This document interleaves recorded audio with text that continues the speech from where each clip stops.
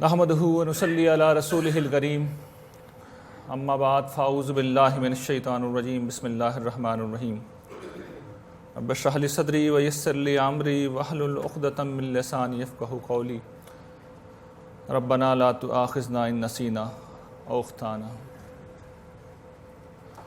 حاضرین گرامی قدر، اللہ تعالیٰ نے انسانوں کو جس فطرت اور جس طبیعت پر پیدا کیا ہے، اس فطرت میں انسانوں کی یہ خصوصیت ہے کہ ان کو آمادہ عمل کرنے والی دو بنیادی چیزیں ہوتی ہیں۔ ایک یہ کہ انسان کے سامنے کوئی فائدہ آتا ہے، کوئی خیر آتی ہے، کوئی بھلائی آتی ہے، کوئی آسانی آتی ہے اور انسان آمادہ عمل ہو جاتا ہے۔ اور دوسری چیز یہ کہ انسانوں کے سامنے کوئی ضرر آتا ہے، کوئی مشکل آتی ہے، کوئی مسئلہ آتا ہے اور انسان اس سے بچنے کے لیے، اس سے بھاگنے کے لیے صحیح کرتا ہے۔ علم کی زبان میں ان چیزوں کو ہم اس طرح بیان کرتے ہیں کہ یہ جلب منفعت اور دفع ضرر کا عمل ہے، یعنی فائدہ حاصل کرنا اور ضرر سے، نقصان سے بچنا۔ تاہم یہ مشاہدہ ہے، یہ تجربہ ہے، انسانی نفسیات ہے کہ انسان عام طور پر فائدے کے لیے اس طرح متحرک نہیں ہوتے جس طرح نقصان سے بچنے کے لیے متحرک ہوتے ہیں۔ اس کو اگر ایک میں سادہ مثال سے آپ کی سامنے رکھوں تو اس کی مثال ایک نوجوان کی ہے جس کو ہم یہ کہتے ہیں، سمجھاتے ہیں کہ بھئی تم تعلیم حاصل کرو، محنت سے پڑھو، ذرا زور لگا کر کام کرو اور اس کے نتیجے میں تم ایک کامیاب زندگی پاؤ گے، تمہارا کیریئر شاندار ہوگا، گھر زبردست ہوگا، اچھی جگہ شادی ہوگی، بڑے فوائد تمہیں ساری زندگی اس کے حاصل ہوں گے۔ تو بہت سے نوجوان ایسے ہوتے ہیں جو محنت کرتے ہیں، جد و جہد کرتے ہیں، لیکن ایک بڑی تعداد ایسی ہوتی ہے جو اپنی جگہ سے نہیں ہلتے۔ اچھا 10 لوگ چلیے کر لیں گے اور 10 لوگ نہیں کریں گے، 10 میں سے بھی 2 وہ ہوں گے جو بہت زیادہ محنت کریں گے، 8 وہ ہوں گے جو تھوڑا کم کریں گے۔ لیکن یہ کہ انسان اس معاملے میں کچھ آگے پیچھے رہتے ہیں۔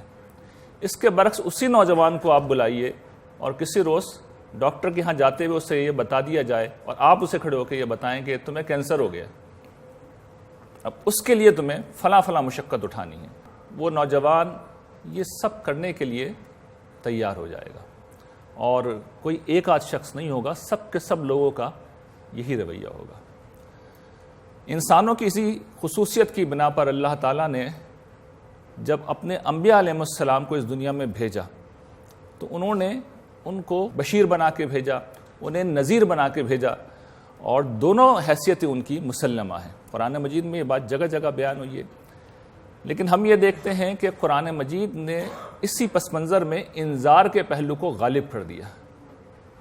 انبیاء علیہ السلام کا وہ منصب جس میں یہ بتایا گیا ہے کہ کل انسانیت کے پاس ہر گروہ میں کوئی نہ کوئی نبی اور رسول ضرور گیا تھا، اس کی جب تعبیر قرآن مجید نے اختیار کی تو پھر وہاں پہ یہی تعبیر اختیار کی کہ ام من امۃ الا خلا فیہا نذیر، کوئی گروہ ایسا نہیں ہے جس کے اندر کوئی نہ کوئی خبردار کرنے والا نہ گزرا ہو۔ اس امت کے علماء کا منصب بھی انذار بیان کیا گیا ہے، لینذروا قومہم، کہ وہ اپنی قوم کو انذار کریں۔ یہی وہ پس منظر ہے جس میں ہم آج کی گفتگو کر رہے ہیں، اور اس کا جو عنوان ہم نے متعین کیا ہے، خسارے سے بچنے کا طریقہ قرآن مجید کی روشنی میں۔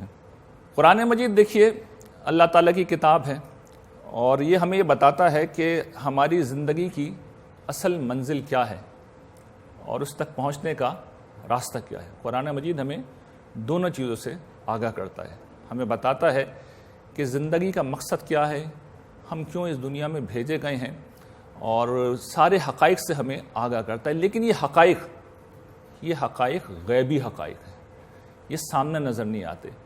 تو انسان جو مادی دنیا میں جیتا ہے ان حقیقتوں کو بھول کر زندگی گزارتا ہے۔ چنانچہ قرآن مجید نے اپنا یہ موضوع بنا لیا ہے کہ اسی پہ بات کرنی ہے اور اس کے علاوہ کسی اور چیز پر بات نہیں کرنی۔ وہ دنیا کے کسی مسئلے کو زیر بحث نہیں لاتا، اور اگر لاتا ہے تو اسی پس منظر میں لاتا ہے۔ اصل اس کا مقصد یہی ہوتا ہے۔ یہ صورتحال ہمیشہ سے تھی، مگر جب انڈسٹریل ریولوشن آیا اور جب ہندوستان میں پہنچا تو وہ جو صورتحال تھی اس کو ہمارے علامہ اقبال نے بڑی خوبصورتی سے بیان کیا ہے کہ عصر حاضر ملک الموت ہے تیرا جس نے قبض کی روح تیری دے کے تجھے فکر معاش۔ آج کل بھی آپ دیکھتے ہیں نوجوان صبح 7-8 بجے گھروں سے نکلتے ہیں اور رات کو 9 بجے گھروں میں پہنچتے ہیں۔ اب کس کے پاس اتنا وقت ہے کہ ان حقیقتوں پہ وہ غور کرے؟ اچھا، یہ تو انڈسٹریل ایج کا حال تھا۔ اس کے بعد انفارمیشن ایج جب شروع ہوئی تو اس میں صورتحال بڑی مختلف ہوئی۔ اس زمانے میں، یہ آج سے تقریباً 20-25 سال پہلے کا ذکر ہے، میں نے ایک آرٹیکل لکھا تھا اور اس آرٹیکل میں ایک جملہ میں نے لکھا تھا کہ we are living in an age of information bombardment. تو وہ آغاز تھا، عام طور پہ یہ چیزیں متعارف نہیں تھی، میں اپنے مطالعے اور اپنے پس منظر کی بنا پہ ان چیزوں کو سمجھتا تھا، دیکھ رہا تھا کہ کیا دور آنے والا ہے۔ لیکن اب جب کبھی میں دیکھتا ہوں اور صورتحال کا جائزہ لیتا ہوں کہ وہ جو پہلے تو چند 100 ٹیلی ویژن ہوتے تھے اور ویب سائٹ لاکھوں کروڑوں کی تعداد میں تھیں جس پہ معلومات کا ایک خزانہ تھا، انبار تھا، لیکن آپ کو اس تک جانا پڑتا تھا، ٹی وی کھولنا پڑتا تھا، انٹرنیٹ استعمال کرنا پڑتا تھا۔ اب اس کے بعد جو تبدیلی آئی ہے موبائل فون کی ایجاد کے بعد کہ آپ کہیں پہ بھی ہوں آپ کے پاس فون آ جاتا ہے، آپ کے پاس SMS آ جاتا ہے، آپ کے پاس سوشل میڈیا کے آنے کے بعد مسلسل نوٹیفیکیشن آتے رہتے ہیں، الرٹس آتے رہتے ہیں، درجنوں سینکڑوں گروپس ہوتے ہیں جو آپ کو کچھ نہ کچھ اطلاع دے رہے ہوتے ہیں، گویا کہ ایک بمبارٹمنٹ کا شکار ہو جاتا ہے۔ یعنی انفارمیشن کی پے در پہ ایک بمبارٹمنٹ ہے اور اس کے نتیجے میں انسانوں کا وہ فوکس رہتا ہی نہیں ہے۔ اس معلومات کو اندر انسان ایسا گم ہوتا ہے، اس کے انبار میں انسان ایسی فراموشی کا شکار ہوتا ہے کہ جو اہم تر حقائق ہیں ان پر سوچنے کا جو رہا سہا وقت تھا وہ بھی نہیں رہتا، اور اس میں ظاہری بات ہے انسان ایک وقت میں ساری چیزوں پہ فوکس نہیں کر سکتا، تو اس کا سارا فوکس پھر غیر ضروری چیزوں کی طرف ہو جاتا ہے۔ اس میں مزید جو ایک المیہ ہے جو میں سمجھتا ہوں بڑی ٹریجڈی ہوئی، وہ یہ کہ مذہب کی طرف سے جو لوگ عام طور پہ کھڑے ہوتے ہیں جب وہ مذہب کو بیان کرتے ہیں تو جو چیزیں اللہ تعالیٰ نے معیار بنائی ہیں ان کو وہ پیش نہیں کرتے، اور اس کی وجہ کیا ہے؟ اس کی وجہ یہ نہیں ہے کہ قرآن مجید میں کوئی تبدیلی کی جا سکتی ہے یا کی گئی ہے جس کی وجہ سے اصل بات کہیں گم ہو گئی، اصل بات تو موجود ہے، لیکن قرآن مجید کے ساتھ پیرالل طور پر بہت سی چیزیں نمایاں ہو گئیں، دین کے کچھ اور احکام بن گئے ہیں، دین کی کچھ اور پریزنٹیشن بن گئی ہے، وہی پھر پیش کی جاتی ہے۔ جو اصل دین ہے، جو اصل مطالبہ ہے، وہ کہیں ادھر ادھر ہی رہ جاتا ہے۔ میں نے اس کو اپنے ناول میں بیان کیا تھا، خدا بول رہا ہے، میں تمثیل سے بیان کیا تھا کہ قرآن مجید کی گویا کہ مثال ایک لکیر کی ہے۔ اس لکیر کو آپ چھوٹا نہیں کر سکتے، اس کو بڑا بھی نہیں کر سکتے، تغیر نہیں کر سکتے، تبدیلی نہیں کر سکتے، اس میں ترمیم نہیں کر سکتے، اس کو آپ ٹچ نہیں کر سکتے۔ لا یاتہ الباطل من بین یدیہ ولا من خلفہ، لیکن ایک کام کر سکتے ہیں آپ، اس کے ساتھ ساتھ آپ لکیریں کھینچنا شروع کر دیں، دوسری، تیسری، چوتھی، پانچویں، چھٹی۔ اس کے بعد قرآن مجید کی جو لکیر تھی، تنہا لکیر تھی، وہ غیر اہم ہو گئی، وہ ارریلیونٹ ہو گئی، اس کی کوئی سگنیفیکنس نہیں رہی، اس کی کوئی اہمیت نہیں رہی، وہ شاید بہت سے لوگوں کو نظر بھی نہ آئے۔ تو یہ مسئلہ ہے جو قرآن مجید کے ساتھ ہوا ہے، یہ پرابلم ہے جس کی بنا پہ دین کا جو اصل میسج ہے، دین بتانے والے بھی جب کھڑے ہوتے ہیں تو وہ میسج کہیں در ادھر ہی رہ جاتا ہے۔ تو ایسے میں یہ ضروری ہے، یہ دین کی شاید اس دور میں سب سے بڑی خدمت ہے کہ اللہ تعالیٰ کا پیغام بے کم و کاست لوگوں تک پہنچایا جائے، اور یہ اللہ تعالیٰ کا پیغام پہنچانے کے لیے خوش قسمتی سے ہمارے پاس قرآن مجید موجود ہے۔ یہ گویا کہ اس کے لیے جو تعبیر میں نے اختیار کی، خدا خود بول رہا ہے، اب تو خدا خود بول رہا ہے، وہ براہ راست اپنا پیغام ہمیں سنا رہا ہے قرآن مجید کی شکل میں، اور وہ ہمیں کیا پیغام بتا رہا ہے، کیا میسج دے رہا ہے کہ تم ڈائنامائٹ کے اوپر بیٹھ کے آئس کریم کھا رہے ہو، تم لوگ ایک انتہائی خطرناک صورتحال سے دوچار ہو، لیکن سیریسلی لینے کے بجائے اس مسئلے کو، تمہاری حال، تمہاری کیفیت اس شخص کی ہے جو کسی پکنک اسپاٹ پہ جائے اور وہاں فیملی کے ساتھ آئس کریم کھانا شروع کر دے، انجوائے کرنا شروع کر دے۔ یہ ہے وہ مسئلہ جس کے لیے قرآن مجید پھر متوجہ کرتا ہے، اور یہی آج ہم یہاں پہ انشاءاللہ زیر بحث لائیں گے۔ اس میں جو صورت ہم نے منتخب کی ہے وہ سورۃ العصر ہے، قرآن مجید کی ایک مارکۃ الآراء صورت ہے۔ یہ قرآن مجید کا آپ یہ سمجھ لیجیے کہ خلاصہ ہے، یہ قرآن مجید کا خلاصہ ہے جو اللہ تعالیٰ نے خود کر دیا ہے۔ قرآن مجید کی جو 3 مختصر ترین صورتیں ہیں ان میں سے ایک یہ صورت ہے، اور اس میں پھر اللہ تعالیٰ یہ بتاتے ہیں کہ ان کی اصل ہدایت کیا ہے، اس سے زیادہ اختصار سے یہ گفتگو نہیں کی جا سکتی جو قرآن مجید نے خود کر دی ہے. 6,500 ہزار آیات کو گویا کہ سمندر کو کوزے میں اللہ تعالیٰ نے بند کر دیا. سورت آپ کے سامنے ہے، والعصر ان الانسان لفی خسر الا الذین آمنوا وعملوا الصالحات وتواصوا بالحق وتواصوا بالصبر. اس کا ترجمہ زمانہ گواہی دیتا ہے کہ یہ انسان خسارے میں پڑ کر رہیں گے، سوائے ان کے جو ایمان لائے، عمل صالح کیے اور ایک دوسرے کو حق کی نصیحت کی اور حق پر ثابت قدمی کی نصیحت کی. یہ اس کا معنی ہے، یہ اس کا مطلب ہے. لیکن اس مختصر صورت کے اندر حقائق کی ایک دنیا ہے جو پوشیدہ ہے. ظاہر ہے کہ وہ ممکن نہیں ہے کہ کسی ایک نشست کے اندر اور اتنی مختصر سے نشست کے اندر اس کو بیان کیا جا سکے، لیکن اس کی جو اہم ترین چیزیں ہیں وہ میں کوشش کروں گا اس گفتگو میں آپ کے سامنے رکھ دوں. پہلی جو بات بیان کی گئی ہے والعصر ان الانسان لفی خسر، اس میں جو پہلی سمجھنے کی چیز ہے کہ عصر کیا ہے. اس موضوع پہ گرچہ میں نے عام لوگوں کی سہولت کے لیے ایک پوری کتاب لکھی ہے اور ناول لکھا ہے قسم اس وقت کی، اور اس میں یہ بتایا ہے کہ اللہ تعالیٰ اس سے کیا مراد لے رہے ہیں. ظاہر وہ تمثیل کی شکل میں ہے، میں مختصراً چاہوں گا کہ آپ کے سامنے اس بات کو رکھ دوں. دیکھیے، قرآن مجید کی جو تعلیمات ہیں، اس کا جو کانٹینٹ ہے، اس کا ایک حصہ وہ ہے جو قرآن مجید کے دلائل ہیں. یعنی اللہ تعالیٰ گن پوائنٹ پہ لے کے لوگوں کو اپنی بات نہیں منواتے، وہ دلائل دیتے ہیں. تو وہ جو پیغام ہے قرآن مجید کا، اس کو قرآن نے اسٹیبلش کرنا شروع کیا ہے. اس میں عقل و فطرت کے دلائل ہیں، اس میں علم کے دلائل ہیں، اس کے اندر انفس و آفاق کی نشانیاں ہیں، اس کے اندر عقل عام اور وجدان کے دلائل ہیں. جن جن پہلوؤں سے انسان اس دنیا میں کسی چیز کو مان سکتے ہیں، حقائق کو اسٹیبلش کیا جا سکتا ہے، قرآن مجید نے اس حقیقت کو جو غیبی حقائق ہیں ان کو اسٹیبلش کیا ہے. لیکن انسان نہیں مانتے. تو اللہ تعالیٰ نے، اور مسئلہ سیریس ہے، بہت سیریس ہے، تو پھر اللہ تعالیٰ نے ایک آخری اہتمام کیا ہے، اور وہ آخری اہتمام یہ کیا کہ یہ حضرات انبیاء علیہ السلام جو اس پورے پیغام کو لوگوں تک پہنچا رہے ہوتے ہیں، ان میں سے بعض کو منتخب کر کے ان کی قوموں کی طرف اس پیغام کے ساتھ بھیجا کہ یہ پیغام تو تم دو، اس کے ساتھ اپنے قوم کو بتا دو کہ تمہارے لیے دنیا میں ہی اللہ تعالیٰ نے عدالت لگا دی ہے، اور جب میری بات پوری کنوے ہوگی، جب وہ وقت آئے گا تو پھر اسی دنیا میں تمہیں عبرت کا نشان بنا دیا جائے گا، اور جو ماننے والے ہیں وہی عذاب سے بچائے جائیں گے. نہ صرف عذاب سے بچائے جائیں گے بلکہ وہ زمین کے بادشاہ بنا دیے جائیں گے. چنانچہ ہم یہ دیکھتے ہیں کہ قوم نوح، قوم عاد، قوم سمود، قوم شعیب، قوم لوط، حضرت ابراہیم کی قوم، آل فرعون، اور آخر میں رسول اللہ صلی اللہ علیہ وسلم کی قوم، جس کو یہ سورت سنائی جا رہی تھی، یہ وعید کی جا رہی تھی، تو یہ اس کا نمونہ بنا دی گئی، اس کا ماڈل بنا دی گئی. چنانچہ قرآن مجید میں آپ دیکھیے صورتیں در صورتیں جس کے اندر یہ واقعات بھرے ہوئے ہیں، اور یہ اس میسج کے ساتھ رسول اللہ صلی اللہ علیہ وسلم نے اپنی قوم کو سنائے تھے کہ یہی کہانی اب تمہارے ساتھ دہرائی جانے والی ہے، سمجھ جاؤ. ان کو فطرت کی طاقتوں کے ذریعے سے ہلاک کیا گیا.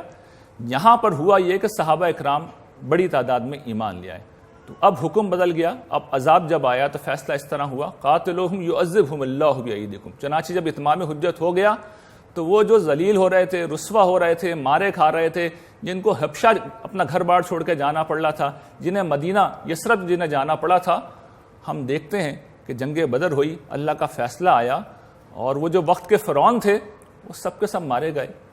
ابو لہب جس کا نام لے کے اللہ تعالیٰ نے بتا دیا تھا کہ تبت یدا ابی لہب وتب، تو سب سے پہلے مارا جائے گا، اسے معلوم تھا، وہ نہیں گیا اس جنگ کے اندر.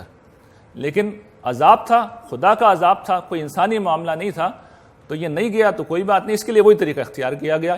اس کے اندر تعاون کی غلطی نمودار ہوئی، اور یہ اس طرح مرا کہ اس کے بیٹوں نے بھی اس کی لاش اٹھانے سے انکار کر دیا. اس کی لاش بے گور و کفن پڑی رہی، اور پھر انہوں نے کچھ حبشیوں کو ہائر کیا، وہ بانسوں کے ذریعے سے دھکیلتے ہوئے اس کی لاش کو دور پھینک کے آئے، اور چن چن کے وہ سارے سردار مار دیے گئے.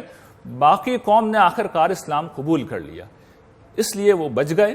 اور پھر ہم جانتے ہیں یہ ایک پہلو تھا، یہ سزا کا پہلو تھا، اور جزا جب رونما ہوئی تو وہ جو کمزور تھے، وہ جو ضعیف تھے، دنیا کی سول سپر پاور بن گئے. کیسر و کسرا کی حکومتوں کے پرخچے اڑ گئے. ہم جانتے ہیں کہ تاریخ میں یہ واقعہ ہوا ہے، اور یہ صرف قرآن مجید بیان نہیں کر رہا، یہ ایک اسٹیبلش تاریخی حقیقت ہے. ایسا ہی ہوا ہے. تاریخ ہمیں یہ بتاتی ہے کہ ایسا ہی ہوا ہے۔ اس کے بعد میسج بالکل کلیئر ہے، میرے لیے اور آپ کے لیے میسج بڑا کلیئر ہے، کیونکہ رسول اللہ صلی اللہ علیہ وسلم کی بیسک جو تھی وہ پوری انسانیت کے لیے تھی، تو باقی انسانیت کے لیے میسج کلیئر ہے کہ تمہارے ساتھ بھی یہی ہونے جا رہا ہے، تمہارے ساتھ بھی یہی ہونے جا رہا ہے۔ کب ہوگا خسارہ، کب ہوگا فیصلہ، کب ہوگا، اس دنیا میں نہیں ہوگا، اس لیے کہ دنیا سزا و جزا کے اصول پر نہیں بلکہ امتحان کے اصول پہ بنائی گئی ہے۔ موت کے ساتھ یہ معاملہ شروع ہوگا، اور موت کے بارے میں ہم جانتے ہیں کہ سکندر اعظم جیسا شخص بھی ہو تو اس کے بارے میں بھی شاعر نے کیا خوب بات کہی ہے، سکندر جب گیا دنیا سے دونوں ہاتھ خالی تھے، وہ عظیم ترین حکمران جب اس دنیا سے رخصت ہوا تو اس کے بھی دونوں ہاتھ خالی تھے۔ ہم بھی اپنی آنکھوں کے سامنے دیکھتے ہیں لوگ مرتے ہیں تو سوائے کفن کے وہ بھی دوسرے پہناتے ہیں، کوئی ایسٹ نہیں ہوتا، اپنا سطر بھی نہیں چھپا سکتے، ہاتھ بھی خالی ہے، کفن کے اندر جیب بھی نہیں ہوتی، اس طرح دنیا سے رخصت ہوتے ہیں۔ اور جب رخصت ہوتے ہیں تو خسارہ کیا ہوتا ہے، جو ابدی خسارہ ہے۔ اب دیکھیے یہ بات ہے جو قرآن مجید نے جگہ جگہ بیان کی ہے، اور یہ اصل میں آخرت کا وہ انذار ہے۔ وَأَمَّا مَنْ أُوتِيَ كِتَابَهُ بِشِمَالِهِ فَيَقُولُ يَا لَيْتَنِي لَمْ أُوتَ كِتَابِيَهْ، وہ لوگ جن کا نامہ اعمال بائیں ہاتھ میں دیا جائے گا تو اللہ تعالیٰ بتاتے ہیں کہ وہ کیا کہے گا، کاش میرا نامہ اعمال مجھے نہیں دیا جاتا۔ وَلَمْ أَدْرِ مَا حِسَابِيَهْ، کاش میں بے خبر رہتا کہ میرا حساب کیا ہے۔ یا لیتھا کانت القاضیہ، کاش میری وہ موت فیصلہ کن ہوتی۔ دیکھیے موت اس دنیا کی سب سے بڑی مصیبت ہے، ہم سب بھاگتے ہیں، آپ غور کیجیے وہ سب سے بڑی نعمت بن گئی ہے، اس کی فرمائش کر رہا ہے کاش وہ موت ہی ہوتی، فیصلہ کن ہوتی۔ ما اغنی عنی مالیہ، میں نے جو مال کمایا، جو ہم سب کماتے ہیں، جس کے پیچھے زندگی لگاتے ہیں، وہ کہہ رہا ہے یہ میرے کیا کام آیا۔ ہلک عنی سلطانیہ، میری سلطنت، میرا اقتدار برباد ہو گیا۔ میں ہر شخص کے پاس کچھ نہ کچھ اقتدار، کچھ نہ کچھ سلطنت ہوتی ہے، کوئی آفس کے اندر باس ہوتا ہے، کوئی گھر کے اندر باس ہوتا ہے، ماں بچوں کے اوپر، اپنے خاندان کے اوپر باس ہوتی ہے۔ اللہ تعالیٰ کہہ رہے ہیں، وہ کہے گا ہلک عنی سلطانیہ خذوہ فغلوہ، تو اب اللہ تعالیٰ کا فرمان شروع ہو رہا ہے، اسے پکڑو، بادشاہ تھا یہ، اس کے گلے میں توق ڈالو، ثم الجحیم صلوہ، پھر اسے جہنم رسید کر دو، ثم فی سلسلۃ ذرعها 70 ذراعا فاسلکوہ، پھر ایک ایسی زنجیر جس کی لمبائی 70 گز ہے، اس زنجیر کے اندر اس کو جکڑ دو۔ کیوں؟ انہ کان لا یؤمن باللہ العظیم ولا یحض علی طعام المسکین، یہ خداوند عظیم کے اوپر ایمان نہیں رکھتا تھا اور یہ مسکین کو کھانا کھلانے کے اوپر نہیں ابھارتا تھا۔ فیس لہ الیوم ہاہنا حمیم، اس کا کوئی جگری دوست نہیں، اس کا کوئی غمخوار نہیں، اس کا کوئی یار نہیں جو اسے بچائے، اس لیے کہ اس نے اللہ کو چھوڑ دیا، اللہ ہی بچانے والا تھا، تو اب کوئی بچانے نہیں آئے گا۔ ولا طعام الا من غسلین، اور زخموں کے دھون کے سوا، یہ جو زخموں سے رسنے والی یہ جو پیپ ہے، یہ جو کچھ لہو ہے، یہ گندگی، یہ جو غلاظت ہے، یہ ان کی خوراک ہوگی۔ لا یاکلہ الا الخاطئون، ان خطا کاروں کو یہی کھانا ہے، یہی کھائیں گے اسے۔ یہ ہے وہ چیز جو قرآن مجید ابدی خسارے کے طور پہ بیان کرتا ہے، جو لوگ، جس کا اللہ تعالیٰ نے مجرموں کے لیے انتظام کر رکھے۔ بچیں گے کون لوگ؟ اللہ تعالیٰ راستہ بھی بتاتے ہیں، یہ قرآن مجید کا مقصد ہے۔ انبیاء علیہ السلام منزل بھی بتاتے ہیں اور بچنے کا راستہ بھی بتاتے ہیں۔ وہ کہتے ہیں کہ الا الذین آمنوا وعملوا الصالحات وتواصوا بالحق وتواصوا بالصبر، یہ ہے راستہ، ایمان، عمل صالح اور پھر تواصوا بالحق بالصبر، یہ وہ چیز ہے۔ اب اس کی ہم اس راستے کی تھوڑی سی تفصیل کرتے ہیں۔ اس میں پہلی چیز ہے ایمان۔ ایمان کا ذکر آتے ہی ہم سب تو الحمدللہ مطمئن ہو جاتے ہیں کہ ہم سب اللہ کے فضل سے مسلمان ہیں، صاحب ایمان ہیں، اس لیے اللہ تعالیٰ نے تو ہمیں نہیں پوچھنا، جہنم میں تو غیر مسلم جائیں گے، اس لیے کہ وہ ایمان نہیں رکھتے۔ اب ذرا پیچھے جائیے، واپس دیکھیے آیات میں اللہ تعالیٰ کیا کہہ رہے ہیں، الا الذین آمنوا۔ پورے قرآن میں جو تعبیر اللہ تعالیٰ نے اختیار کی ہے وہ یہی ہے کہ وہ لوگ جو ایمان لائے، یہ فعل کا صیغہ ہے، یہ نہیں کہا کہ مسلمان، مومن، یہ نہیں کہا، پورے قرآن کی تعبیر یہی ہے، آمنوا وعملوا الصالحات، آمنوا وعملوا الصالحات، آمنوا وعملوا الصالحات۔ مطلب کیا ہے؟ ایمان لانا کرنے کا کام ہے، یہ کرنا پڑتا ہے، کریں گے تب فرشتے لکھیں گے، نہیں کریں گے تو نہیں لکھیں گے۔ یہ کیسے لایا جاتا ہے؟ صحابہ کرام جب اس ایمان کو لائے تو ہم جانتے ہیں کہ انہوں نے کیا کیا۔ دیکھیں انہوں نے دو بڑے غیر معمولی کام کیے تھے۔ پہلی چیز انہوں نے یہ کی تھی، وہ اپنے آبائی تعصب سے ٹکرا گئے تھے یہ جو تعصب ہوتا ہے نا بڑی خوفناک چیز ہوتی ہے. انسان جن چیزوں کے ساتھ بڑا اٹیچ ہوتا ہے, جس مذہب کے ساتھ بڑا اٹیچ ہوتا ہے, جس فرقے کے ساتھ بڑا اٹیچ ہوتا ہے, جس عالم کے ساتھ بڑا اٹیچ ہوتا ہے, جس نقطہ نظر کا اسیر ہوتا ہے, جو باتیں پہلی دفعہ اس کے کان میں پڑ گئی ہوتی ہیں, اس کے علاوہ اسے ہر چیز بڑی اجنبی لگتی ہے, اسے وحشت ہوتی ہے, وہ اس سے نامانوس محسوس کرتا ہے اور اس نقطہ نظر کو وہ پہلے مرحلے پہ رد کر دیتا ہے. ہم میں سے ہر شخص جو مذہبی شخص ہے اس تجربے سے گزرتا ہے.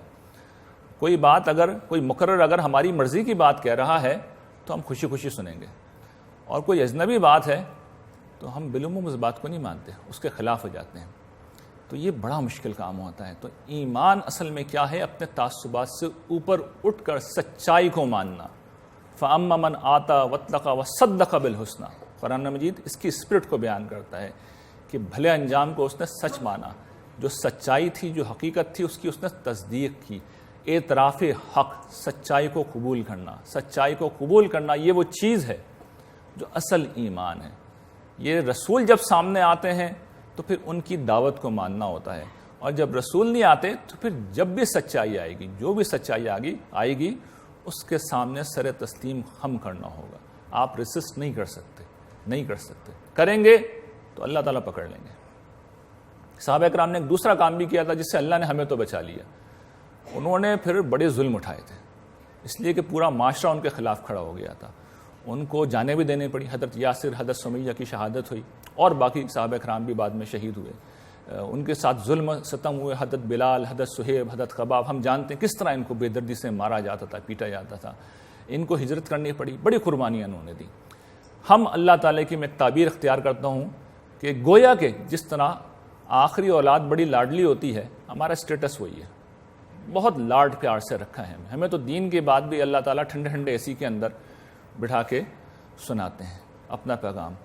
یہ ہمارے لیے اللہ تعالیٰ نے آسانی کر رکھی ہے. تو ہمیں ادھر تو نہیں جانا, یعنی ہمیں اس طرف تو نہیں جانا کہ کوئی مشکل آئے, کوئی پریشانی آئے, ایسا نہیں ہوگا. بہت آسان ہو گیا, لیکن تقاضے ہیں, ہمیں ان کو نبھانا ہے. اب یہ ایمان کیا ہے, اس کی شروع ہو رہا ہے. اب اس کی تفصیل قرآن مجید دیگر مقامات پہ کرتا ہے.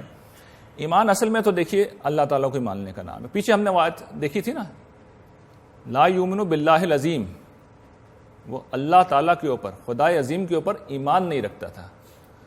تو خدا کو ماننا اصل ایمان یہی ہے. اب یہ خدائے عظیم کون ہے یہ سمجھ لیجیے. مجھے پچھلے دنوں ایک آرٹیکل پہ کام کر رہا تھا.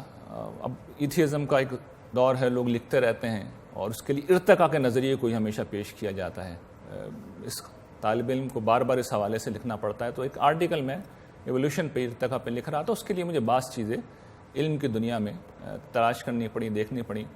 اس لیے کہ ارتقاء کا مقدمہ یہ ہے کہ یہ جو تبدیلیاں ہیں خود بخود ہوتی ہیں, اللہ نے نہیں کی, ایک طویل مدت میں ہو جاتی ہیں. تو میں نے یہ پھر اسٹیبلش کیا کہ نہیں, یہ جو کائنات بنی تھی تو پہلے سیکنڈ کے اندر ہی ایسی ایسی کہانیاں وجود میں آ گئی تھیں جن کا کوئی تصور ہی نہیں ہو سکتا. یعنی پہلے سیکنڈ میں ایسے ایسے واقعات, اس وقت جو ساری مین فورسز ہیں, جو 4 بنیادی طاقتیں کائنات کو کنٹرول کر رہی ہیں, وہ کائنات بننے کے پہلے سیکنڈ کے 10 کروڑویں حصے میں وجود میں آ گئی تھی, اور آج کے دن تک وہ ایسے کام کر رہی ہیں. یہ جو گریویٹیشنل مثال کے طور پہ فورس ہے ایک, یہ اس کی ایک مثال ہے. باقی تو ہیں 3 اور ہیں لیکن وہ مشکل ہیں. تو ایک کو تو ہم سبھی جانتے ہیں کہ یہ جو قوت کشش ہے یہ اس وقت وجود میں آ گئی تھی, اور باقی چیزیں بھی اسی وقت وجود میں آ گئی تھیں. تو اس لمحے میں کیا ہوا تھا, یہ بڑی دلچسپ چیز ہے, اس ایک لمحے میں. اس کے لیے میں آپ کو ایک اور چیز سمجھاتا ہوں. دیکھیے ہم لوگ جب چلتے ہیں تو 1 سیکنڈ میں بہت چلیں گے, 2 میٹر کا فاصلہ طے کر لیں گے, 3 کا فاصلہ طے کر لیں گے, 4 کا فاصلہ طے کر لیں گے اگر دوڑیں گے. تو ہم جب گاڑی بہت تیز چلائیں گے تو 100 میٹر کی, فرض کریں 100 کلومیٹر کی اگر ہم اسپیڈ میں گاڑی چلا رہے ہیں تو ہماری اسپیڈ اس وقت ہوتی ہے کہ 1 سیکنڈ میں 27 میٹر ہم چل رہے ہوتے ہیں. بڑا فاصلہ ہے, 1 سیکنڈ میں 27 میٹر اگر آپ جا رہے ہیں تو بڑا فاصلہ ہے. اچھا, جو تیز رفتار ترین چیز انسانوں نے ابھی تک بنائی ہے وہ پچھلے سال ہی لانچ ہوئی ہے. سورج کی طرف ایک خلائی اسپیس بھیجا ہے انسانوں نے, اس کا نام ہے پارکر. اس کی جو میکسیمم اسپیڈ وہ حاصل کرے گا وہ سیکنڈ کے حساب سے میں بتا رہا ہوں, 1 سیکنڈ میں 191 کلومیٹر. اب فرض کر لیں آپ کو لاہور جانا ہے, اس میں بیٹھ کے تو آپ 6 سیکنڈ میں پہنچ جائیں گے. 6 سیکنڈ میں جتنی دیر میں ایک جملہ زبان سے نکال رہا ہوں اتنی اسپیڈ سے وہ ٹریول کرے گی. یہ انسان کی مصنوعات ہے. اچھا جو ہم فطرت میں نیچر میں دیکھتے ہیں تو روشنی ہمیں نظر آتی ہے سب سے تیز ہے. 1 سیکنڈ میں 3 لاکھ کلومیٹر روشنی کی اسپیڈ ہے. اب میں آپ کو بتاتا ہوں جب کائنات تخلیق ہوئی تو پہلے سیکنڈ میں کیا ہوا. کچھ بھی نہیں تھا, عدم تھا. اس کے بعد ایک دم سے ایک دھماکہ ہوا اور یہ کائنات پھیلنا شروع ہوئی. اب تصور کیجئے جب پھیلی ہے تو پہلے سیکنڈ کے اندر 100 ارب کلومیٹر صرف 1 سیکنڈ کے اندر پھیلتی چلی گئی. 100 ارب 1 سیکنڈ میں 100 ارب. آپ اندازہ کر سکتے ہیں 100 ارب کلومیٹر 100 ارب کلومیٹر 1 سیکنڈ میں 100 ارب کلومیٹر. اور اس وقت اتنی انرجی تھی کہ سائنس بتاتی ہے کہ جو ٹیمپریچر تھا وہ 10 بلین ڈگری تھا. سورج کا ٹیمپریچر, اس کی کور کا ٹیمپریچر 1.5 کروڑ سے زیادہ نہیں ہوتا. اور یہ کرنے والی ہستی کون تھی؟ قرآن کہتا ہے وہ صرف بس اتنا ہی کہتا ہے کن. آپ زبان سے ذرا جملہ کہیے کن, کتنی آسانی سے کہہ دیا آپ نے. ہمیں تو اس میں شاید کوئی مشقت کرنی ہوتی ہوگی نا کن کہنے میں. اللہ تعالیٰ کو اتنی بھی نہیں کرنی پڑتی. انہوں نے صرف کن کہا اور یہ ہو گیا. یہ ہے وہ خدا. اور اس کے بعد وہ کائنات آج کے دن تک پھیلتی چلی جا رہی ہے. 13.8 ارب سال ہو گئے اس واقعے کو. یہ وسیع و عریض کائنات پھیلتی چلی جا رہی ہے. اور ایک طرف تو یہ پھیل رہی ہے اور دوسری طرف اس کے ہر ذرے کے اندر بھی ایک دنیا ہے. انسانی جسم یا حیوانی جسم یا زندگی کا جو جسم میں بھی زندگی پائی جائے اس کے اندر سیل سب سے چھوٹی چیز ہوتی ہے, وہ ایک دنیا ہے. ایٹم مادے کی سب سے چھوٹی اکائی ہے, اس کے اندر بھی ایک دنیا ہے.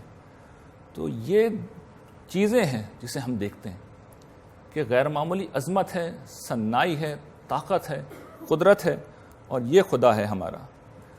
اس کے بعد اگلا عقیدہ آخرت کا.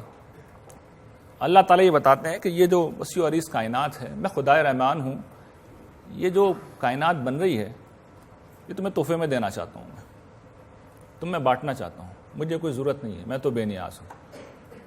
وہ آپ نے انذار تو دیکھ لیا تھا نا, اصل میں خوشخبری سنانے آتے ہیں. یہ بھی میں بڑی دلچسپ بات آپ کو بتاؤں, قرآن مجید انبیاء کا جب منصب بیان کرتے ہیں ہمیشہ بشارت کو پہلے بیان کرتے ہیں اللہ تعالیٰ, انذار کو ہمیشہ بعد میں بیان کرتے ہیں. یعنی اللہ تعالیٰ بتانا یہ چاہتے ہیں کہ میں تو نہیں کرنا چاہتا, تم ہو ہی اتنے ڈھیٹ لوگ, تو مجبوراً انذار کرنا پڑتا ہے, ورنہ اصل تو بشارت دینے کے لیے بھیج رہا ہوں میں. یہ عظیم خوشخبری دے رہا ہوں کہ تم جو لوگ جو 100 گز کے گھر کے لیے, 500 گز کے گھر کے لیے, 1000 گز کے گھر کے لیے زندگی لگا دیتے ہو, یہ پوری کائنات تمہارے درمیان بانٹنے والا ہوں میں. کتنی بڑی کائنات ہے, آپ اندازہ کیجئے کہ اس ہماری جو سورج کے بعد پہلا ستارہ آتا ہے الفا سینٹوری, وہ 4 لائٹ ایئر کے فاصلے پہ, اور 1 لائٹ ایئر کا مطلب ہوتا ہے 6 کھرب میل, 6 کھرب کلومیٹر. گویا کہ 24 کھرب کلومیٹر کے بعد پہلا ستارہ آتا ہے. اور ہماری اپنی ملکی وے گلیکسی کے اندر 2 بلین سے زیادہ ستارے ہیں, اور اس کائنات میں بلینز آف گلیکسیز ہیں. تو ستارے کتنے ہوں گے وہ سائنسدان کاؤنٹ نہیں کر سکے, اور وہ ابھی بھی پھیلتے چلے جا رہے ہیں. تو یہ جو کائنات پھیل رہی ہے, نئے نئے ستارے بن رہے ہیں, نئی نئی گلیکسیز بن رہی ہیں, وہ کیا ہو رہا ہے؟ وہ نئے نئے صالحین ہیں جو پیدا ہو رہے ہیں, وہ نیک عمل کر رہے ہیں, تو اللہ تعالیٰ ان کے بارے میں فیصلہ کرتے چلے جا رہے ہیں کہ اس کی بادشاہی ہم بڑھائیں گے, اس کو دیتے چلے جائیں گے, اس لیے کہ اللہ کے بندے نیکیاں کر رہے ہیں. جہنم تو قرآن مجید واضح کرتا ہے کہ وہ ایک تنگ سی جگہ ہوگی, اس میں تو جتنے بھی لوگ ہیں اللہ تعالیٰ وہیں پہ ٹھوس دیں گے سبوں کو. وسعت تو بادشاہی کے لیے چاہیے ہوتی ہے نا, جیل تو تنگی ہوتا ہے, بادشاہی وسیع ہوتی ہے. تو یہ بادشاہی ہے جو اللہ تعالیٰ دینا چاہ رہا ہے, یہ آخرت ہے. یہ سودا ادھار ہے, نقد نہیں ہے. ادھار اس لیے ہے کہ اگر وہ سامنے آ جائیں تو جس رب کی یہ طاقت ہے, جو اتنی طاقت ہم نے جس کا مظاہرہ بھی سنا دیکھا کہ 1 سیکنڈ میں وہ اتنی طاقت پروڈیوس کر سکتا ہے, تو کس میں مجال ہے کہ اس سے مقابلہ کرے, اس کے سامنے کھڑا رہے. تو یہ رب العالمین, یہ ہمارا مالک ہے, یہ اس کی طاقت ہے. اس کے بعد اگلی چیز فرشتے. اللہ تعالیٰ بتاتے ہیں کہ کرامن کاتبین یعلمون ما تفعلون. ایسے حساب کتاب نہیں ہوگا, سب کچھ لکھ رہے ہیں. فرشتے ہمارے ہیں, معزز لکھاری ہیں, جو تم کرتے ہو سب جانتے ہیں. اور جب وہ پیش کریں گے وَمَن يَعْمَلْ مِثْقَالَ ذَرَّةٍ خَيْرًا يَرَهُ وَمَن يَعْمَلْ مِثْقَالَ ذَرَّةٍ شَرًّا يَرَهُ. رائی کے دانے کے برابر بھی کوئی چیز نہیں ہوگی جو وہاں پر چھپی رہ جائے گی. اور جو لوگ ہوں گے وہ دیکھیں گے، وہ کہیں گے مالی حاضل کتابی لا یغادر صغیرۃ ولا کبیرۃ الا احصاها، ہائے یہ کیسی کتاب ہے، ہمارا چھوٹا بڑا کوئی کام اس سے بچا ہی نہیں. کیوں نہیں بچا؟ ما یلفظ من قول الا لدیہ رقیب عتید، ایک لفظ زبان سے نہیں نکلتا مگر ایک مستعد نگران ہے جو اسے لکھنے کے لیے موجود ہے. اس درجے میں ہم نگرانی میں ہیں، اس درجے میں ہم نگرانی میں. کام کون کر رہا ہے؟ یہ فرشتے کام کر رہے ہیں. معیار کیا ہے؟ جو رسول اللہ صلی اللہ علیہ وسلم نے کہہ دیا، جو رسولوں نے کہہ دیا. اور حضور چونکہ آخری نبی آخری رسول ہیں تو اب ان کی دعوت معیار ہے. وہ ایک جو صاحب حضور کے پاس آئے تھے اور حضور نے ان کو دین کی تعلیمات سے آگاہ کیا، بڑا دل نواز یہ واقعہ ہے. جب وہ جانے لگے تو انہوں نے کمنٹ کیا، انہوں نے کہا کہ لا ازید علی ھذا ولا انقص منہ، میں نہ اس میں کوئی اضافہ کروں گا نہ اس میں کوئی کمی کروں گا. میں نہ اس میں کوئی اضافہ کروں گا، میں نہ اس میں کمی کروں گا. دین میں نہ اضافہ ہو سکتا ہے نہ کمی ہو سکتی ہے. حضور نے اس کے اوپر تبصرہ کیا، افلح ان صدقہ، یہ فلاح پا گیا اگر اس نے سچ کہا ہے. اور دوسری روایت میں آتا ہے کہ حضور کہتے ہیں کہ اس کو دیکھ لو یہ جنتی جا رہا ہے، یہ جنتی جا رہا ہے. نہ کمی ہو سکتی ہے نہ زیادتی ہو سکتی، کم و بیش کچھ نہیں ہو سکتا. جو حضور نے کہہ دیا وہ آخری ہے، وہ فائنل ہے. اور نبی رخصت ہو جاتے ہیں، انبیاء رخصت ہو جاتے ہیں، ان کی تعلیمات کہاں ملے گی؟ اِنَّا نَحْنُ نَزَّلْنَا الذِّكْرَ وَإِنَّا لَهُ لَحَافِظُونَ. یہ کتاب الہی ہے جو محفوظ شکل میں ہمارے پاس موجود ہے. لا یأتیہ الباطل من بین یدیہ ولا من خلفہ، باطل نہ اس کے آگے سے آ سکتا ہے نہ اس کے پیچھے سے آ سکتا ہے. اس کے مطابق اپنے آپ کو ڈھالنا ہے. عمل صالح نجات کی دوسری لازمی شرط ہے، اور یہ ایمان سے کوئی الگ چیز نہیں ہے. ایمان کیا ہے اور عمل صالح کیا ہے، اس کا ریلیشن میں آپ کو مثال سے سمجھاتا ہوں. ہم اپنے گھروں میں درخت لگاتے ہیں تو درخت ہم کیوں لگاتے ہیں؟ ہم برگ و بار کے لیے لگاتے ہیں، ہم سبزے کے لیے لگاتے ہیں، ہم پھلوں کے لیے لگاتے ہیں، ہم پھولوں کے لیے لگاتے ہیں، ہم رنگ کے لیے لگاتے ہیں، ہم خوشبو کے لیے لگاتے ہیں. اگر اس درخت کے اندر اور اس درخت کی نوعیت یہ ہو کہ ٹھنڈ درخت ہو جائے، ٹھونٹ درخت ہو جائے، تو ٹھونٹ درخت جو ہوتا ہے، بے برگ و بار درخت جو ہوتا ہے، جس کے اندر صرف لکڑیاں ہوتی ہیں، اس کا انجام تو ایک ہی ہوتا ہے کہ اسے کاٹ دیا جائے. تو اللہ تعالیٰ بھی جو مومنوں کا درخت لگا رہے ہیں اس لیے نہیں لگا رہے کہ ان کے اندر صرف لکڑیاں ہوں، برگ و بار والا درخت چاہیے انہیں. تو ایمان اور عمل صالح کا رشتہ یہ ہے کہ ایمان سے یہ عمل صالح پھوٹنا چاہیے. اب یہ ہیں کہ عمل صالح، یہ ہے اصل میں وہ مسئلہ جو سماج میں بڑا سنگین ہو گیا ہے. میں چاہتا ہوں کہ اس کو تھوڑا تفصیل کے ساتھ واضح کروں. دیکھیے، عمل صالح الٹ ہے اس عمل کا جو فساد برپا کرتا ہے. اللہ تعالیٰ کی دنیا میں چیزیں ویسی ہی ہیں جیسی ان کو ہونا چاہیے. جو ان کی ڈیوٹیز ہیں، جو ان کو جس جگہ پہ پلیس کر دیا گیا ہے، وہ وہی کام کرتے ہیں اور اپنے انوائرمنٹ کا خیال کر کے کام کرتے ہیں. سورج کو معلوم ہے کہ اس نے زمین کو گرمی پہنچانی ہے، زمین کو جلانا نہیں ہے، تو وہ پابندی کرتا ہے اللہ تعالیٰ کے حکم کی. جہاں اسے مقرر کیا وہیں گھومتا رہتا ہے، یا زمین اس جگہ گھومتی ہے کہ جہاں پہ ایک ڈسٹنس ایک خاص جگہ کے اوپر رہتا ہے. تو اعمال صالح بھی یہی ہیں کہ جس کے نتیجے میں ایک بہترین معاشرت جنم لیتی ہے، ایک بہترین ماحول جنم لیتا ہے.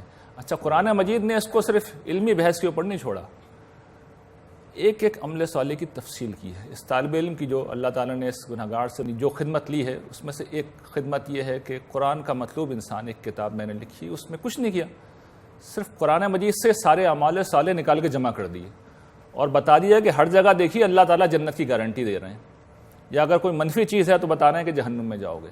تو اب وہ کوئی ابہام نہیں رہا کہ عمل صالح کیا ہے. وہ 5-6 ہزار آیات ہیں قرآن کے اندر، 6-6.5 ہزار آیات ہیں. اس میں سے آپ چند سو آیات کے اندر وہ میسج دیکھ سکتے ہیں، گرچہ پورے قرآن میں بھری ہوئی ہیں. میں نے سلیکشن صرف ان چیزوں کا کیا ہے، ان چیزوں کا سلیکشن کیا ہے کہ جہاں پر گروپ کی شکل میں بیان ہوئی ہے، جہاں پہ اللہ تعالیٰ فوراً گارنٹی بھی کر رہے ہیں، کسی نہ کسی پہلو سے بتا رہے ہیں کہ یہ میرا مطلوب ہے. ورنہ تو جیسے پیچھے ابھی آیت گزری تھی، انہ کان لا یؤمن باللہ العظیم ولا یحض علی طعام المسکین، ایسے تو بے شمار مقامات کے اوپر ذکر آتا ہے. تو یہ اعمال صالح اعمال بالکل واضح ہیں. میں مختصر ان کے بارے میں صرف یہ بات بیان کر دوں کہ یہ 3 چیزوں میں اللہ تعالیٰ نے ان کی گروپنگ کر رکھی ہے. یعنی اللہ تعالیٰ نے نہیں کی ہے، ہم انہیں اپنے تفہیم کے لیے اس طرح گروپنگ کر سکتے ہیں. ایک یہ کہ یہ خدا کے حقوق کا بیان ہے. خدا کون ہے؟ خدا ہمارا انداتا ہے، ہمارا مالک ہے، اس نے ہمیں پیدا کیا ہے. میں بول رہا ہوں، آپ سن رہے ہیں، ہم سب دیکھ رہے ہیں، ہم چلتے ہیں پھرتے ہیں، ہمارے بیوی بچے ہیں، شوہر ہیں، ہمارے پاس گھر بار ہے، ہمارے پاس اعضاء و قوا ہے، ہمارے پاس ان گنت نعمتیں ہیں. جو سانس ہم لمحے لمحے میں لے رہے ہیں، آکسیجن بکھری ہوئی ہے، سورج اپنی شعاعیں یہاں پھیلا رہا ہے، پھول اپنے رنگ یہاں پر پھیلا رہے ہیں، پھولوں کی خوشبو ہوتی ہے، تاروں کی جگمگاہٹ ہوتی ہے. اس کائنات میں ہماری ضرورت کا بھی سارا سامان ہے اور ہماری خواہشات کی تسکین کا بھی سارا سامان ہے. ایک ایسی دنیا میں جہاں پہ کوئی فری لنچ نہیں ہوتا، سب کچھ فری میں مل رہا ہے. دینے والا کون ہے؟ اس کو کوئی ضرورت نہیں ہے کہ اس کی عبادت کی جائے، اس کی بندگی دی جائے. لوگ ہمیشہ کہتے ہیں اللہ تعالیٰ کو کیا ضرورت ہے، اسے ضرورت نہیں ہے. یہ ہماری اخلاقی ذمہ داری ہے. ہم اس کے بغیر کوئی اخلاقی انسان بن نہیں سکتے. اور یہ اخلاقی انسان ہی اصل میں خدا کا مطلوب انسان ہے. ہم جو تعبیر اختیار کرتے ہیں ایمان و اخلاق کی، آپ نے سنا ہوگا میری زبان سے اکثر ایمان و اخلاق، تو وہ جو اخلاق ہے وہ عمل صالح ہے. لیکن عمل صالح سے چونکہ تصورات کچھ اور ذہن میں آتے ہیں تو مجھے پھر یہ تعبیر اختیار کرنی پڑی اخلاق کی، یہ بتانے کے لیے. اور یہ تعبیر بھی کوئی ایسی نہیں ہے کہ جو قرآن کے کہیں باہر سے لیے. قرآن مجید میں وَإِنَّكَ لَعَلَىٰ خُلُقٍ عَظِيمٍ ایک مقام ہے سورہ قلم کا جسے میں نے بھی لیا ہے، جس میں حضور کے دشمنوں کا، برے لوگوں کا کردار بیان ہوا ہے. اس کے کنٹراسٹ میں اللہ تعالیٰ نے حضور کو بیان کیا ہے. تو وہاں یہ الفاظ کہیں وَإِنَّكَ لَعَلَىٰ خُلُقٍ عَظِيمٍ، آپ صاحب خلق عظیم ہیں. تو یہ اخلاق اصل میں یہی عمل صالح ہے. تو یہ کیا ہے؟ ہمارے اخلاقی وجود کا تقاضا ہے کہ ہم خدائے رحمان کو مانیں، ایک مانیں، وَاعْبُدُوا اللَّهَ وَلَا تُشْرِكُوا بِهِ شَيْئًا، اسی کی عبادت کریں، اس کے ساتھ کسی کو شریک نہ کریں. کہیں اس نے کوئی حکم دے رکھا ہے جو بہت کم ہی دیتے ہیں اللہ تعالیٰ، تو اس کی بات مان لیں، اس کی بات مان لیں. اور پھر اس میں ایک تقاضا یہ ہے کہ ہم اپنے نفسیات کو خدا سے متعلق کریں، خدا کو اپنا کنسرن بنائیں. اس کا طریقہ کیا ہے وہ بھی قرآن نے بیان کیا ہے. کوئی مشکل ہو تو خدا پہ بھروسہ رکھیں، نا امید نہ ہو. کوئی محرومی آ جائے تو صبر سے کام لیں. کوئی نعمت ملے، نعمتیں تو خیر ہر وقت ملتی ہیں، کوئی خصوصی نعمت ملے اس کا شکر ادا کریں، صبح و شام اس کی یاد میں جئیں. یہ کچھ چیزیں جو قرآن مجید ہمیں بیان کرتا ہے. اور آخری جو چیز ایک قرآن مجید بیان کرتا ہے وہ یہ کہ خدا کے دین پر کوئی مشکل وقت آ گیا ہے تو کھڑے ہو کے تماشا دیکھیں گے ہم. اگر ہمارے والد صاحب کی کہیں پہ کوئی لوگ ان کے ساتھ زیادتی کر رہے ہیں، انہیں مار رہے ہیں، تو ہم لوگ تماشا دیکھیں گے کھڑے ہو کے، ہم ایسے کھڑے رہیں گے. تو خدا کے دین پہ اگر کوئی مشکل وقت آ گیا ہے ہم ایسے کھڑے رہیں گے. اور اس وقت میں عرض کروں سب سے بڑا جو مشکل وقت اس وقت آیا ہوا ہے وہ یہ آیا ہوا ہے کہ جو خدا کا دین ہے وہ بیان ہی نہیں ہو رہا.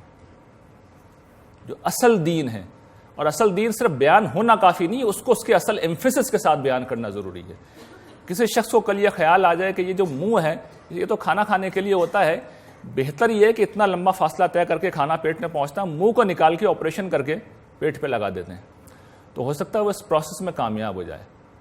لیکن اس کے بعد جو چیز وجود میں آئے گی وہ انسان نہیں رہے گا. اسی طریقے سے دین میں کسی جگہ کی، کسی چیز کی آپ پلیسمنٹ بدلیں، دین میں کسی چیز کی آپ جگہ بدلیں، اس کی پلیسمنٹ بدلیں، تو اس کے بعد وہ دین نہیں رہتا، وہ کچھ اور بن جاتا ہے. اور یہ سانحہ ہے جو اس دور میں پیش آ رہا ہے. اس وقت دین کو سب سے بڑھ کر جس چیز کی ضرورت ہے وہ یہ ہے کہ جو دین ہے وہ بے کم و کاست بیان کیا جائے قرآن مجید کی بنیاد پہ، رسول اللہ صلی اللہ علیہ وسلم کی تعلیمات کی روشنی میں جیسا ہے ویسے ہی بیان کیا جائے. تو یہ نصرت دین ہے، یہ نصرت دین ہے. اور یہ عام طور پر پبلکلی کرنے کا کام ہوتا ہے، بڑے پیمانے پہ کرنے کا کام ہوتا ہے. یہ اس وقت جو تقریب ہے مثال کے طور پر یہ اسی سلسلے کی ایک کڑی ہے. جو لوگ والنٹیئر کے طور پہ کام کرتے ہیں، جو لوگ فائنینشیل سپورٹ کرتے ہیں، وہ اصل میں یہی کام کر رہے ہیں. اور اس کے لیے تعبیرات قرآن مجید نے اختیار کی ہیں، اس لیے کہ کوئی فرض نہیں ہے، یہ کوئی لازمی نہیں ہے. یہ تو سمجھیے کہ خدا کی قربت حاصل کرنے کا ذریعہ ہے. تو جو تعبیرات قرآن نے اختیار کی ہیں، سب سے تو اہم وہ تعبیر ہی ہے. اللہ تعالیٰ نے اس معاملے میں جو تعبیر اختیار کی ہے، اگر تم اللہ کی مدد کرو گے تو تمہاری مدد کرے گا. اللہ کی مدد، خدائے عظیم کو کیا کسی کی مدد کی ضرورت ہے؟ نہیں ہے. تعبیر ہی اختیار کی. اس راہ میں انفاق کے لیے جو تعبیر اختیار کی ہے، عام انفاق کریں گے تو اس کا اجر قرآن بیان کرتا ہے 700 گنا تک دیں گے، زیادہ سے زیادہ 700 گنا تک. لیکن نصرت دین میں جب کوئی خرچ کرتا ہے تو اللہ تعالیٰ کہتے ہیں یہ تم نے مجھے قرض دیا ہے، تم نے اپنی حیثیت کے مطابق دیا ہے، میں اپنی شان کے مطابق. تو یہ فرق کر دیتے ہیں اللہ تعالیٰ. یہ غیر معمولی چیز ہے، اس کے لیے پیغمبروں نے صدا دی ہے. اور یہ وہ چیز ہے جس کے لیے آگے بڑھ کے کرنا چاہیے. لیکن یہ کوئی فریضہ نہیں ہے، یہ صرف اسی وقت ہوتا ہے جب کسی شخص کا دل مطمئن ہو جائے کہ نہیں کوئی نصرت دین کا کام ہو رہا ہے. کوئی عالم اس طرح کھڑے ہو کے اپنے آپ کو پیش نہیں کر سکتا کہ آؤ میرا ساتھ دو. نہیں, یہ لوگ فیصلہ کریں گے اور وہ خدا کو جواب دیں گے. میں اس لیے اس فرق کو بیان کر رہا ہوں کہ اس دور میں جو شخص کھڑا ہوتا ہے وہ ایک دینی فرائض میں سے ایک نئے فرض کا اضافہ کرتا ہے, قوم کو اس کے پیچھے لگا دیتا ہے. وہ اصل دعوت اس کے بعد ادھر ادھر رہ جاتی ہے. بندوں کے حقوق, قرآن مجید نے خدا کے حقوق بہت کم بیان کیے ہیں. جو زیادہ تفصیل ہے اگر آپ اس کتاب کو دیکھ لیں, وہ انٹرنیٹ پہ ویسے بھی فری میں بھی دستیاب ہے, زیادہ تر اس میں بندوں کے حقوق ہیں اور کہیں پہ اجمال کے ساتھ بیان کیے ہیں. مثال کے طور پر کہہ دیا معروف و منکر. معروف و منکر کا مطلب یہ مسلمہ طور پہ اچھائیاں اور مسلمہ طور پہ جو چیز برائیاں سمجھی جاتی ہیں, یہ معروف و منکر ہے. کہیں پہ کہہ دیا عدل و احسان. عدل کیا ہے؟ جو ذمہ داری ہے اسے بیانی ادا کرو. احسان یہ ہے کہ اس سے زیادہ دو.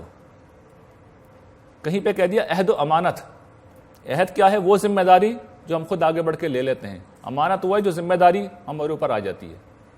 اسی طریقے سے ظلم کا ایک لفظ بول دیا, تو ظلم بھی بڑی جامع تعبیر ہے. اور پھر قرآن نے اس کی جزیات بھی بیان کی ہیں. بولنے کا طریقہ بھی بتایا ہے کہ چیخ چیخ کے بات مت کرو لوگوں سے. چلنے کا طریقہ بتایا ہے, زمین پہ اکڑ کے مت چلو. لوگوں کا مال جو ہے, یتیموں کا مال مت کھاؤ. لوگوں کا مال باطل طریقے سے مت کھاؤ. دیکھو, ناپ تول میں کمی نہ کرنا. کسی سے کوئی وعدہ کرو تو اس وعدے کو تم نبھاؤ. غیبت نہ کرو, حسد نہ کرو, چغلی نہ کرو. دیکھو, لوگوں کے ساتھ تمسخر کا معاملہ مت کرو, ان کا مذاق مت اڑاؤ. تو تفصیل پہ تفصیل اللہ تعالیٰ کرتے چلے جاتے ہیں. قرآن مجید کا یہ طریقہ ہے, وہ اجمال میں بھی چیزوں کو بیان کرتا ہے, تفصیل میں بھی بیان کرتا ہے. کیوں؟ اس لیے کہ قرآن مجید اب نبیوں کا قائم مقام ہو چکا ہے. اب کوئی نبی نہیں آئے گا. کوئی سمجھانے والا جو بھی سمجھائے گا وہ انسان ہی ہوگا, وہ غلطی کر سکتا ہے. تو اللہ تعالیٰ نے اپنی کتاب کو اتنا واضح کر دیا, کتاب مبین بنا دیا ہے کہ آپ اردو زبان میں بھی سمجھ سکتے ہیں کہ اللہ تعالیٰ چاہتے کیا ہیں. بالکل قرآن مجید اپنے مطالبات میں آخری درجے میں واضح ہے. ہم گنہگار جو بس خدمت سر انجام دے رہے ہیں, قرآن مجید کا اس ایمفیسس کو, ان تعلیمات کو سامنے رکھ رہے ہیں, اپنی طرف سے کچھ نہیں کر رہے. تیسری چیز جو ان اعمال صالحہ کا حصہ ہے وہ عفت و پاک دامنی.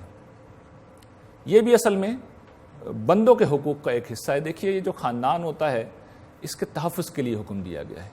اس لیے کہ جو چھوٹے بچے ہیں, یہ جو بزرگ ہیں, ان کا بوجھ کون اٹھائے گا؟ خاندان اٹھاتا ہے.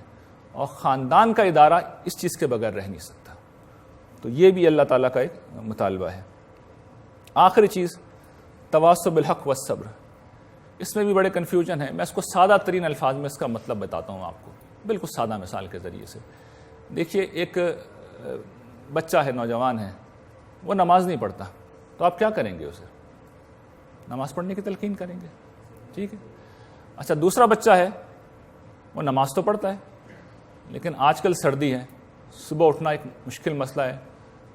گہری نیند کو چھوڑ کر, گرم بستر کو چھوڑ کر ٹھنڈے ٹھنڈے پانی میں آدمی جا کے وضو کرے تو اب قدم ڈگمگا جاتے ہیں. حق سے آدمی ڈگمگا رہا ہے. تو یہ کیا ہے؟ یہ حق پر ثابت قدمی کی تلقین ہے. پہلی چیز کیا ہے؟ تواصی بالحق ہے. اگر کوئی حق سے ہٹا ہوا ہے تو اسے حق پہ آنے کی تلقین کرو, اور اگر حق پہ تو ہے لیکن پاؤں ڈگمگا رہے ہیں تو اسے تواصی بالصبر کیا جائے گا. یہ اس بات کا مفہوم ہے. اس باب میں لوگوں نے بڑی بحثیں کی ہیں, اصل مدعا اس کے نتیجے میں ادھر ادھر ہو گیا. اصل بات یہ کہہ رہے ہیں اللہ تعالیٰ, اور یہ کہاں کیا جائے گا اس کو بھی سمجھ لیجئے. پہلے اس سے پہلے ایک اہم بات یہ ہے کہ حق کا مطلب کیا ہے. دیکھیے, بھی بڑے قرآن مجید کا اعجاز ہے, اپنی بات کو قرآن خود کھولتا ہے.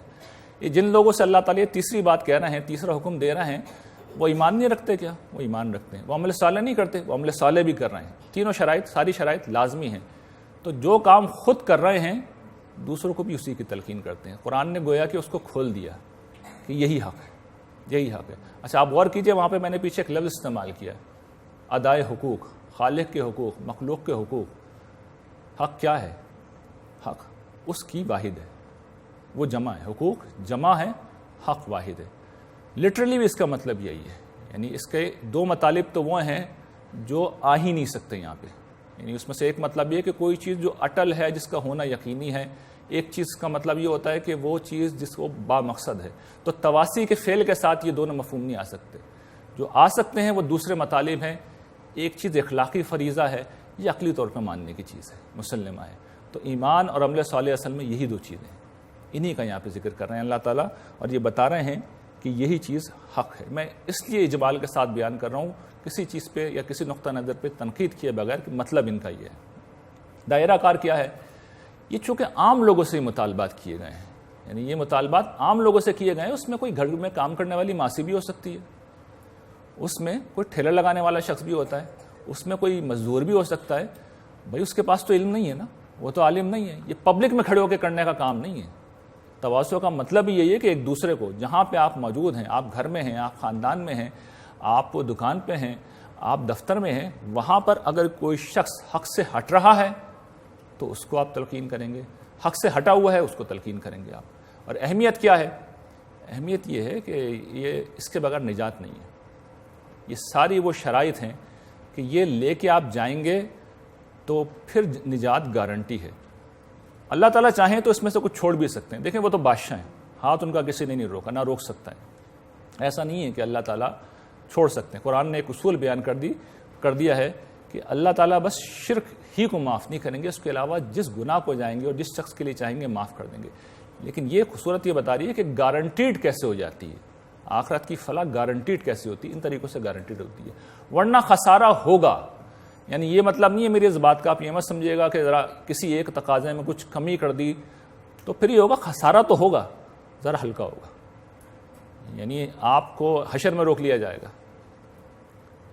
کھڑے رہو, ہزاروں لاکھوں سال تک کھڑے رہو, تو ہم وہ کون سا برداشت کر سکتے ہیں؟ یعنی کہیں پیچھے کمی رہ گئی تو الٹیمیٹلی اللہ تعالیٰ معاف کریں گے. اس کی بھی بڑی تفصیل ہے, میں نے اپنی کتاب جب زندگی شروع ہوگی میں یہ بات بیان کی, اس کی کیا تفصیل ہے. لیکن وہ بیچ میں کھڑے رہنا کون برداشت کر سکتا ہے؟ تو یہ گارنٹیڈ شرط. اگر آپ چاہتے ہیں کہ ادھر سانس بند ہو اور ادھر جنت کے فرشتے آپ کے استقبال کے لیے کھڑے ہوں, اگر اس چیز کو گارنٹی کرنا چاہ رہے ہیں تو یہ 3 انتہائی آسان کام ہے. 3 انتہائی آسان کام ہر عامی و عارف, ہر چھوٹا بڑا, ہر شخص اسے کر سکتا ہے. اس کے لیے کوئی علم نہیں چاہیے, بس ضروری علم جو بنیادی علم ہے.